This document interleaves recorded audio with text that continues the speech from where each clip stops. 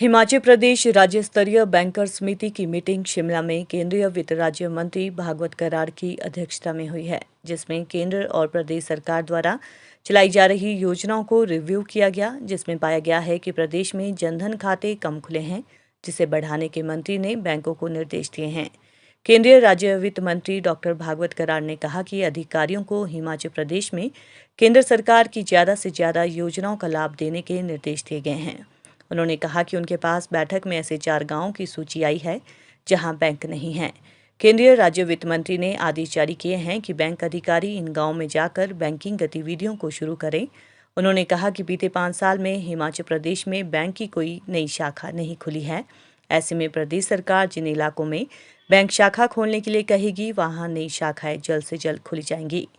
केंद्रीय राज्य वित्त मंत्री ने बैंक अधिकारियों को हिमाचल प्रदेश के लोगों को जल्द से जल्द केंद्र सरकार की योजनाओं का लाभ पहुंचाने के लिए भी निर्देश दिए।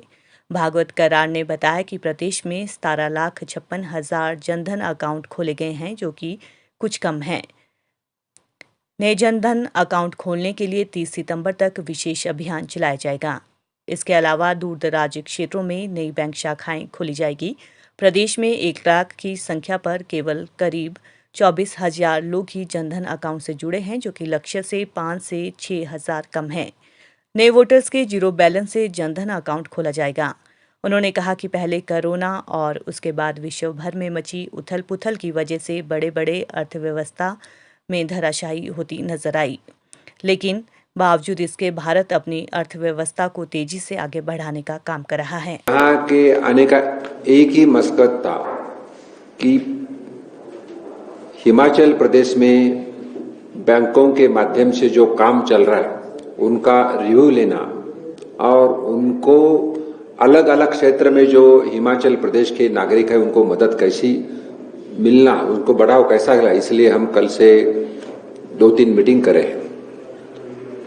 तो पहले आते ही मैं स्टेट लेवल बैंक कमेटी की मीटिंग ली। इस स्टेट लेवल बैंक कमेटी की मीटिंग के लिए यूको बैंक के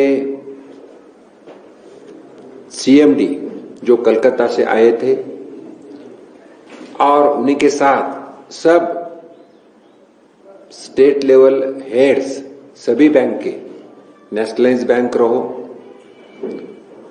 प्राइवेट सेक्टर बैंक हो, कोऑपरेटिव बैंक हो या रूरल रीजनल बैंक, ये सभी लोग थे और उसमें बहुत सारी चीजें डिस्कस हो गई।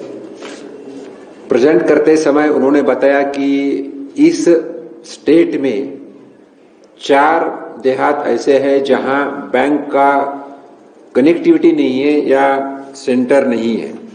तो ये 4 जो गांव थे उसमें मुझे पता चला कि मोहली खास, जबाना, जंगल चड्डा और जंगल खाग, ये 4 गांव हैं। तो मैं इसी में से 2 गांव में स्टेट बैंक ऑफ इंडिया के